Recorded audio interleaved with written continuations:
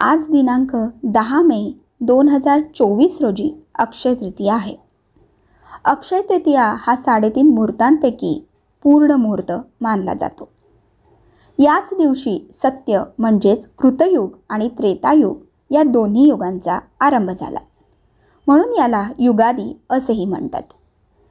श्री विष्णूंच्या अवतारांपैकी परशुराम हा अवतार पृथ्वी तलावर अक्षय तृतीयेच्या दिवशी प्रकट झाला। याच दिवशी श्री वेदव्यासांनी महाभारत लेखनास प्रारंभ केला।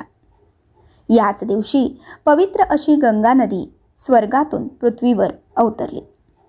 अक्षय तृतीयेचा हा दिवस पितृपूजनासाठीही प्रसिद्ध आहे।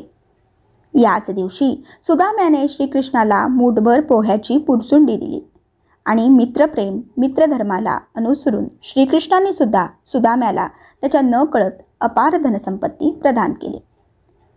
अक्षय तृतीयेलाच अन्नपूर्णेचा जन्म झाला आहे। एका अक्षय तृतीयेला श्रीकृष्णाने युधिष्ठिराला अक्षय पात्र दिले होते, तर एका अक्षय तृतीयेलाच श्रीकृष्णाने चीरहरण प्रसंगी द्रौपदीला अक्षय वस्त्र पुरवले होते। श्री बद्रीनाथ मंदिराचे दरवाजे अक्षय तृतीयेच्या दिवशीच उघडले जातात। अक्षय तृतीया ही अक्षय सुखाची कारक आहे। या दिवशी केलेल्या जप तप दान पुण्याचा क्षय होत नाही। या दिवशी पंचांग शुद्धी दिनशुद्धी पाहण्याची आवश्यकता नाही।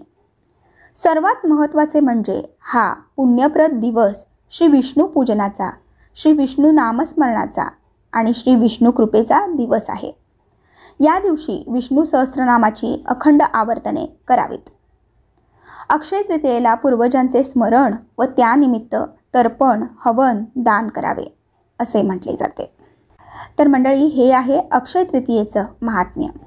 आशा करते तुम्हाला ही माहिती नक्की आवडली असेल। त्यामुळे व्हिडिओला लाईक करा आणि जास्तीत जास्त लोकांपर्यंत शेअर करून चॅनलला सबस्क्राईब करायला विसरू नका। धन्यवाद।